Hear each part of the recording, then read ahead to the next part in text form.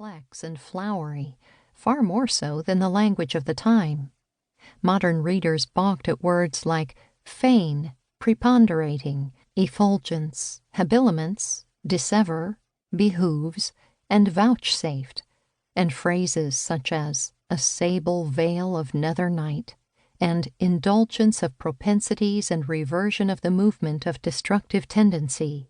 Only the most tenacious readers made it to the end, and most of them missed many gems that were hidden in the difficult words and phrases. This book is an attempt to capture the original story in the language of today.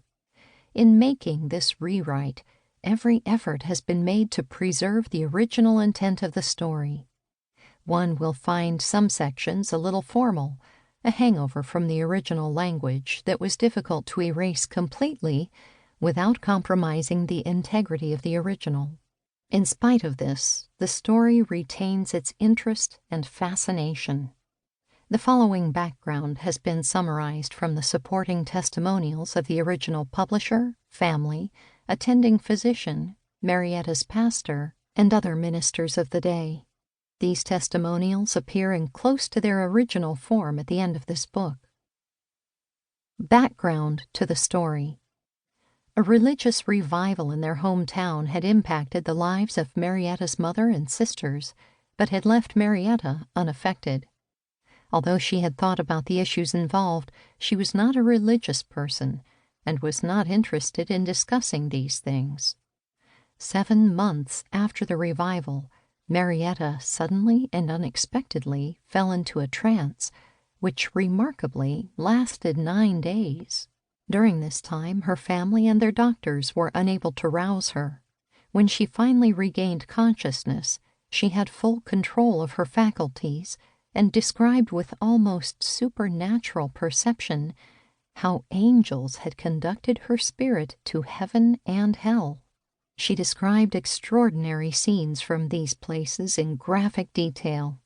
Marietta made it plain that her vision was given for a specific reason. She had been instructed to tell the world so that men and women could prepare for the next life. Marietta died 7 months after the vision, at the time and in the manner she predicted. Visions and trances in the Bible.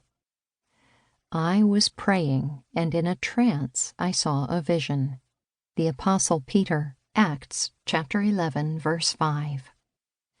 When I was praying, I fell into a trance and saw the Lord speaking. The Apostle Paul, Acts chapter 22, verses 17 through 18. After this I looked, and there before me was a door standing open in heaven, and the voice I had first heard speaking to me like a trumpet said, "Come up here, and I will show you what must take place after this." The Apostle John, Revelation chapter 4, verse 1. I know a man in Christ who 14 years ago was caught up to the third heaven. Whether it was in the body or out of the body, I do not know. God knows, and I know that this man, whether in the body or apart from the body, I do not know, but God knows, was caught up to paradise. He heard inexpressible things, things that man is not permitted to tell. The Apostle Paul, speaking of himself, 2 Corinthians chapter 12, verses 2 through 4. In the last days, God says, "I will pour out my Spirit on all people. Your sons and daughters will prophesy. Your young men will see visions. Your old men will dream dreams." Acts chapter 2, verse 17. 1. The Angel of Peace. What is happening to me? The thought exploded in my mind as I reeled at the sight of the vast bottomless deep beneath me. Am I dreaming? Am I dead?